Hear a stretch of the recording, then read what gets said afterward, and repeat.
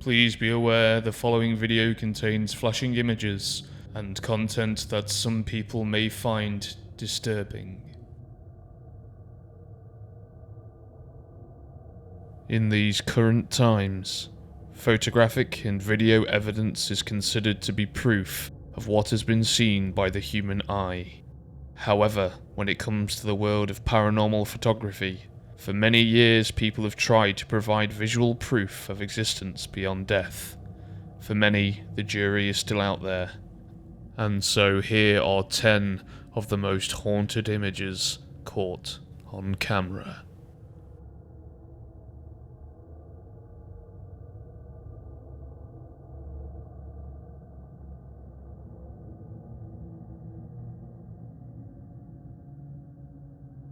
This image was captured by a man named Tony O'Reilly.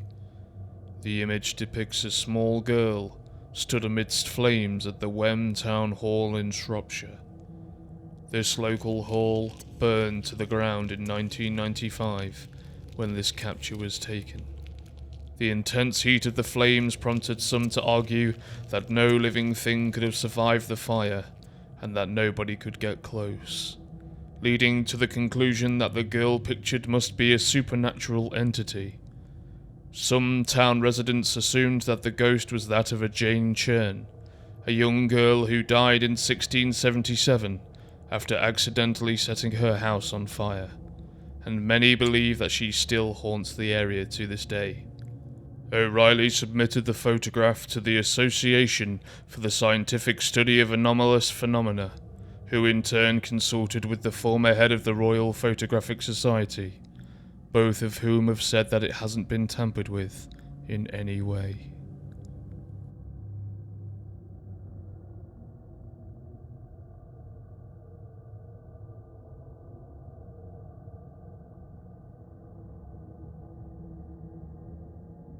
The Tulip Staircase photograph was taken by a Reverend Ralph Hardy, a retired clergyman from British Columbia, who was visiting the Queen's House at the National Maritime Museum in Greenwich, England in 1966. The image has been examined by experts for many years, including Kodak, on which the film was printed on. They confirmed that it has not been tampered with. The identity of the ghost, however, remains unclear. Some believe it may have been a maid who supposedly died on the staircase many years prior. The photo has been intensely examined by experts in both the paranormal and photographic fields. Many professional people have tried to prove this photo as a fake. However, after intense scrutiny and many examinations taking place, nobody has been able to prove this photograph as a fake. And in fact, these examinations have proven that there is no damage or abnormalities found on the camera or print itself. The photograph was taken with a Zeiss Icon Contina with a Kodachrome 35mm colour film. The photo was taken in natural daylight with no flash.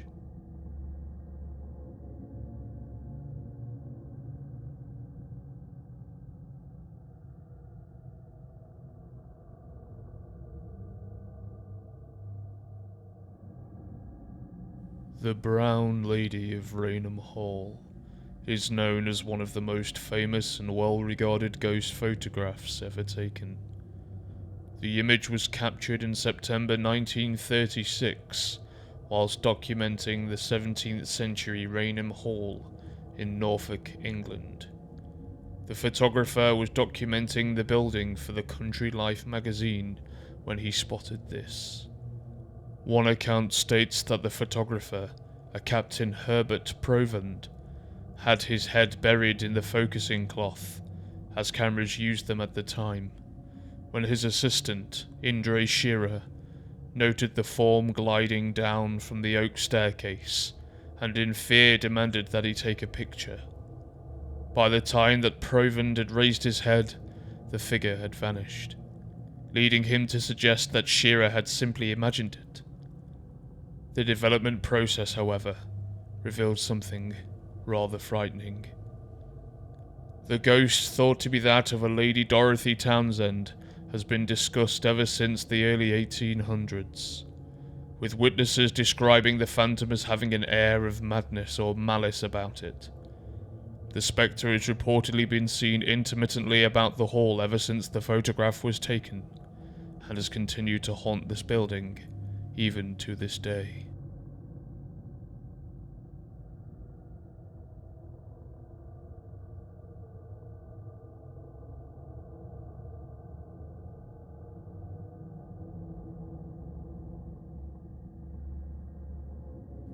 Freddie Jackson was a mechanic in the Royal Air Force during World War I. In 1919, he was brutally killed by an aeroplane propeller which struck him in the back during his work. He was distracted when a friend came up behind him, and on the day of his funeral a group photo was taken of his squadron, which had served aboard the HMS Daedalus. Jackson's face was spotted after the image was developed, and can be seen glimpsing behind the 4th Airman from the left in the back row. The photo was not made public until 1975, when it was revealed by a retired RAF officer, Victor Goddard, who had been in Jackson's squadron. He showed the photo for the first time, and many questioned the legitimacy of this image, but nothing has ever been concluded.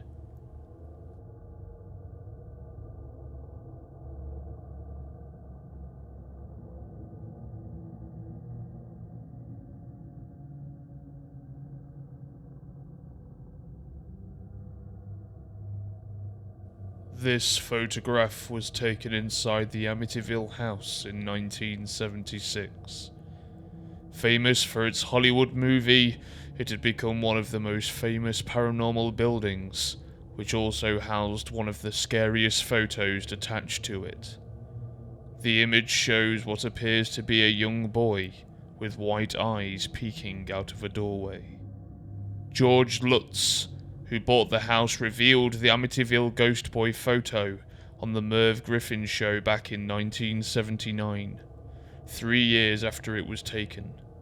The image was captured by a Gene Campbell, a professional photographer who was part of a team who worked with paranormal investigators Ed and Lorraine Warren. Gene had set up an automatic camera that took infrared pictures to capture the 2nd floor. Equipped with black and white film, his camera captured a photo that some have speculated could be the ghost of a murdered child, a John DeFeo, who had lived in the house with his family prior to the Lutz.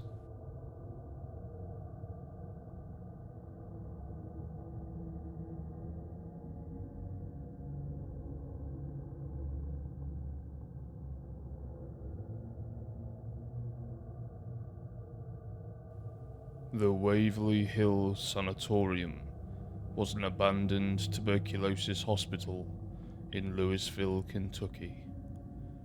This renowned building saw a large amount of sickness, disease, and even death during its years of operation in the first half of the 20th century. After it was closed down, it has since gained a reputation as one of America's most haunted hospitals and a famed destination for ghost hunters. This image was captured by a paranormal investigation team in the sanatorium's crumbling halls in 2006. Some claim the figure resembles Mary Lee, a nurse who sadly hung herself in the hospital after being impregnated by a doctor who later wanted nothing to do with her, and in a fit of depression ended her life on the ward on which she had dedicated so much of her time.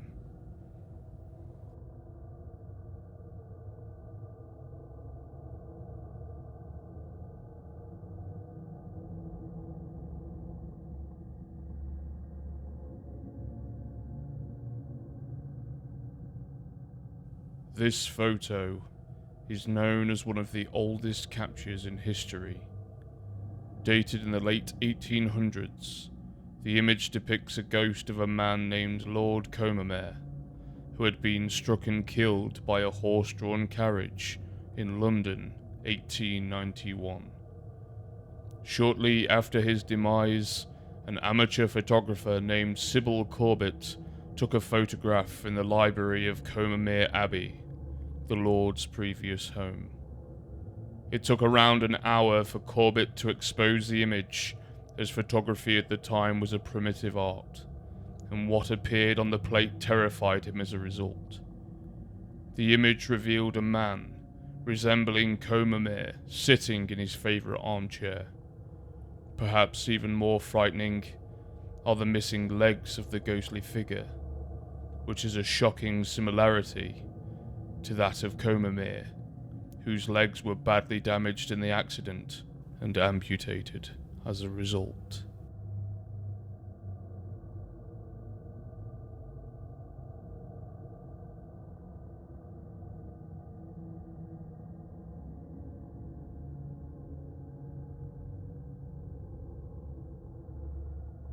This evil apparition appeared in a photograph taken by a Reverend Kenneth Lord at the Skelton cum Newby Church of Christ the Consoler in 1963. No previous evidence of paranormal activity have been reported at the church, which some may find strange due to its spiritual connections to the afterlife. What is perhaps even more unsettling are the familiar characteristics in resemblance to Death himself, including the figure's drooping face and long black cloak. It stands significantly tall at around 9 feet, based on the surrounding furniture nearby, and its evil intentions are clear. For many years, experts have studied this photo and claim that it is not the result of a double exposure or tinkering in any way with the camera equipment or the film that it was taken with.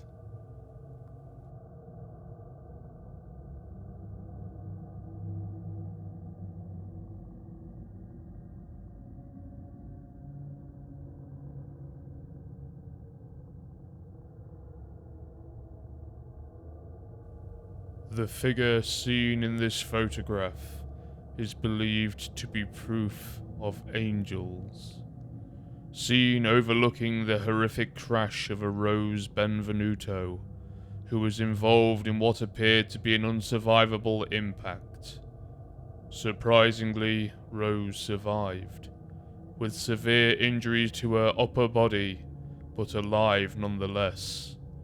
Firefighters at the time said it could have only have taken a miracle for her to have survived such a terrible crash. And almost to prove the existence of otherworldly protectors, the photograph from the on-scene crash investigator, the aptly named Sharon Boo, captured this image. Photos of the crash were taken from all angles, as a service that Sharon provided for the fire department. However, one photo happened to capture this strange figure. Is this indeed proof of angels when we die?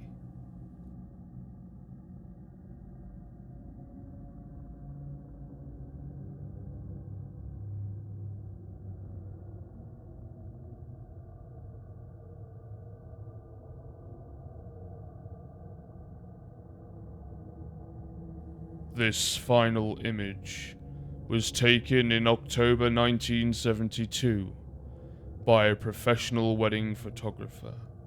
This image was of guests arriving at a wedding reception of friends whose son had recently married in the local area of Paisley. The photograph shows a group of friends arriving in due fashion for the bride's big day. However, crouching behind one of the figures is the shape of a man's face and lower body, a guest who wasn't invited. The photographer who took the image said that the negative also showed the shape of this rather menacing guest and could not explain it. As far as he was aware, nobody was behind the man on the right when the photograph was taken, and nobody was there when they moved away. He said it would be impossible for anyone to crouch behind that person without them being aware of their presence, and indeed without their body being visible to others in the group. Is this a party guest playing an elaborate prank?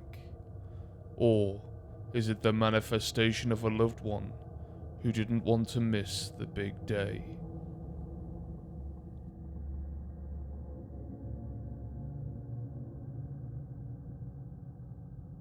If you enjoyed this video, be sure to subscribe and follow by clicking the notification bell.